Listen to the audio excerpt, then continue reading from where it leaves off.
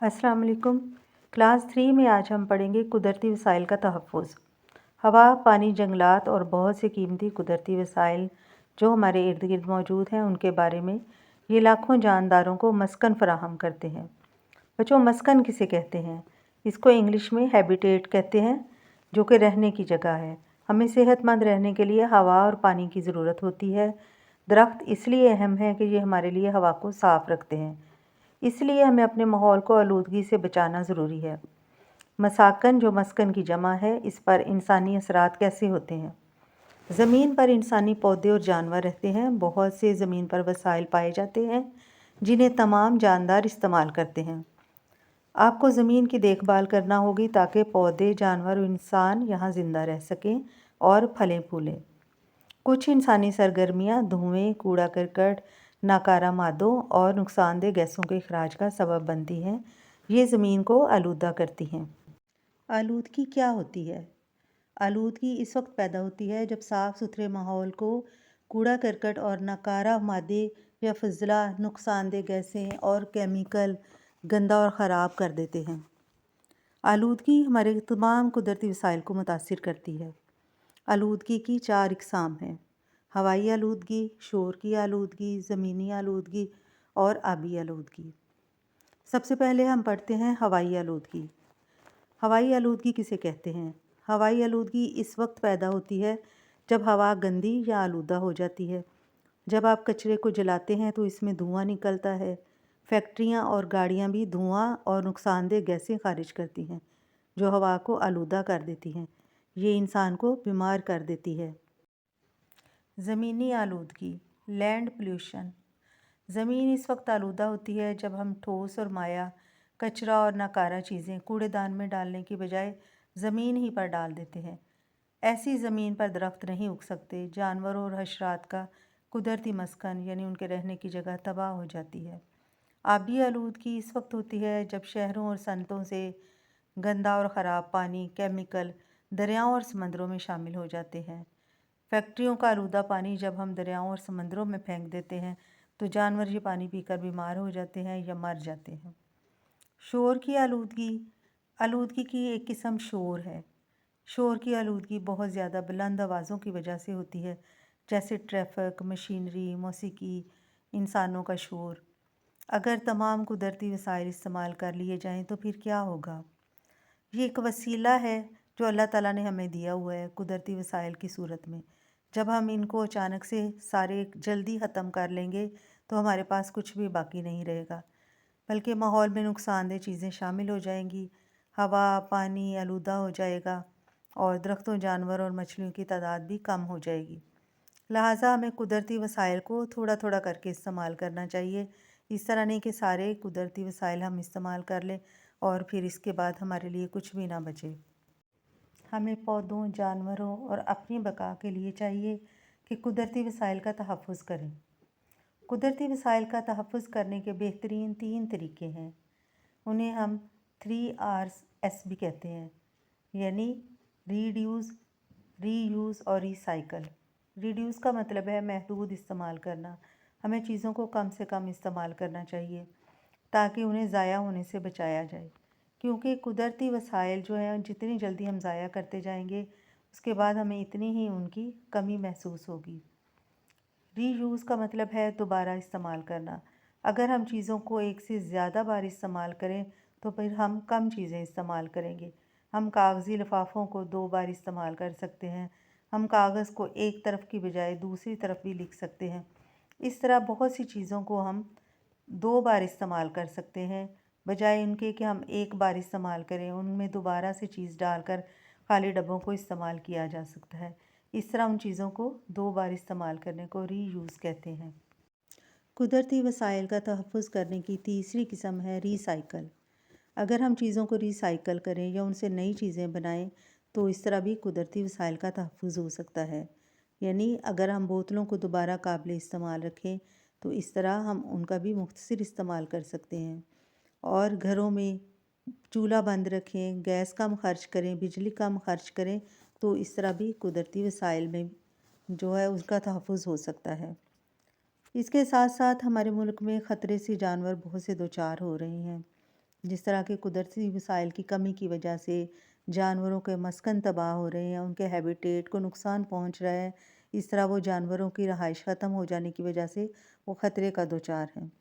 ہماری دنیا میں بہت سی اقسام کے جانوروں کی تعداد اتنی کم رہ گئی ہے کہ ان کے مکمل طور پر ختم اور ہمیشہ کے لیے معدوم یعنی غائب ہو جانے کا خطرہ پیدا ہو گیا ہے۔ ان جانوروں کو ناپید جانور کہا جاتا ہے۔ اس طرح کے خطرے سے دوچار بہت سے جانور صفحۂ ہستی سے مٹ چکے ہیں۔ اس کا مطلب یہ ہے کہ اب ان کی نسل میں سے کوئی جانور بھی باقی نہیں رہا۔ مثال کے طور پر ڈائنوسار، لمبے بالوں والا ہاتھی، وولی میمتھ اس کو کہتے ہیں، اور ڈوڈو۔ یہ ایسے پرندے نہیں جانور ہیں۔ ڈوڈو ایک پرندہ بھی کہا جاتا ہے اور جانور بھی، اور لمبے بالوں والا ہاتھی جو ہے وہ بھی دنیا سے ختم ہو چکا ہے، اور ڈائنوسار کا تو اب صرف ہم ان کے نشانات ہی دیکھ سکتے ہیں۔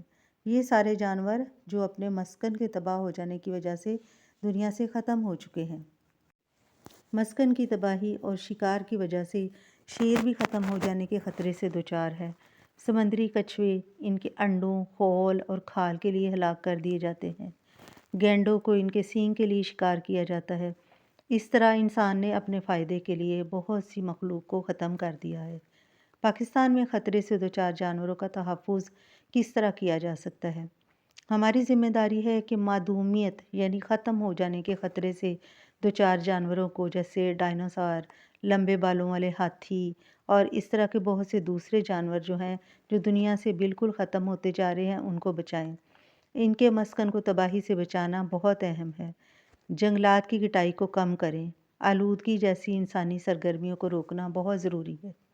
National park, wildlife reserve اور دریاؤں اور سمندروں میں آبی جانوروں کے لیے محفوظ علاقے قائم ہونے چاہیے۔ لوگوں میں جانوروں کے حوالے سے ان کی ذمہ داریوں سے آگاہ کیا جانا چاہیے۔ مسکن کی تباہی دنیا میں بہت سے جانور اور پودوں کے ناپید ختم ہو جانے کی سب سے بڑی اہم وجہ ہے۔ اسی طرح بلوچستان میں جنگلی ورموش جو ایک چوہا ہے، جس کی تعداد اب بالکل کم ہو گئی ہے کیونکہ اس کا مسکن نہیں رہا۔ پاکستان کے بہت سے خطرے سے دوچار جانوروں میں مارخور جو کہ ہمارا قومی جانور ہے، ایشیائی سیاہ ریچھ اور دریائے سندھ کی ڈولفن مچھلی جو ہے وہ شامل ہے۔ اگر ہم محتاط نہیں ہوں گے تو خطرے سے دوچار ان جانوروں کے مسکن کا تحفظ نہیں کر سکیں گے تو مزید پودے اور جانور دنیا سے ختم ہو جائیں گے۔ بچوں، قدرتی وسائل کے تحفظ کا مختصر جائزہ لیتے ہیں۔ خالی جگہیں پر کریں۔ ناپید ہو جانے کا مطلب ہے کوئی چیز جس کا وجود باقی نہ ہو۔ ہاتھی اپنے جنگلی مسکن کی تباہی کی وجہ سے ناپید ہونے کے خطرے سے دوچار ہے۔ پاکستان کے خطرے سے دوچار جانوروں میں ہمارا قومی جانور مارخور بھی شامل ہے۔ ایک اور خطرے سے دوچار منفرد جانور دریائے سندھ کی ڈولفن ہے۔ سبق ایک نظر میں قدرتی وسائل کا تحفظ ہم 3 طریقے سے کر سکتے ہیں: محدود، ری سائیکل، دوبارہ استعمال کرنا۔ آلودگی 3 طرح کی ہے: زمینی، پانی اور ہوائی۔ درست جواب کا انتخاب کریں۔ مندرجہ ذیل میں سے کون سی فضائی آلودگی ہے؟ الف، پانی میں کوڑا، ب، ٹریفک کا شور، جیم، کوڑے کا دھواں، دال، یہ سب۔ تو اس کا درست جواب ہے کوڑے کا دھواں۔ نمبر 2، مندرجہ ذیل میں سے کون سا جانور خطرے میں ہے؟ الف، ڈائناسور، ب، وولی میمتھ، جیم، ہاتھی، دال، مارخور۔ تو اس کا جواب ہے مارخور۔ بچے، ویسے ہاتھی بھی خطرے میں ہے لیکن ہم نے ایک کا انتخاب کرنا ہے، تو ہم ہاتھی کا بھی انتخاب کر لیں، وہ بھی ٹھیک ہے، اور مارخور کا بھی ٹھیک ہے۔ نمبر 3، زمین پر آلودگی کا سبب بننے والے عوامل ہیں: الف، کوڑا کرکٹ، ب، نقصان دہ گیسیں، جیم، کیمیکل، دال، یہ سب۔ تو اس کا درست جواب ہے الف، کوڑا کرکٹ۔ نمبر 4 ہے شہروں اور صنعتوں سے خارج ہونے والی گندی اور ناکارہ اشیاء اور کیمیکلوں کے دریاؤں اور سمندروں میں شامل ہونے سے آلودگی کی یہ قسم پیدا ہوتی ہے: الف، زمینی آلودگی، ب، ہوائی آلودگی، جیم، آبی آلودگی، دال، یہ سب۔ تو درست جواب ہے جیم، آبی آلودگی۔ نمبر 5 پہ ہے 3Rs پر عمل کرنے کا مطلب ہے: الف، محدود کریں، ب، دوبارہ استعمال کریں، جیم، ریسائیکل کریں۔ دال یہ سب، تو درست جواب ہے یہ سب۔ ذخیرہ الفاظ کا جائزہ لیتے ہیں، لفظ کو اس کے درست بیان سے ملائیں۔ تو پہلا ہے زمینی آلودگی، اس کو ہم ملائیں گے ہمارے تمام قدرتی وسائل کو متاثر کرتی ہے۔ نمبر 2 پہ ہے شور کی آلودگی۔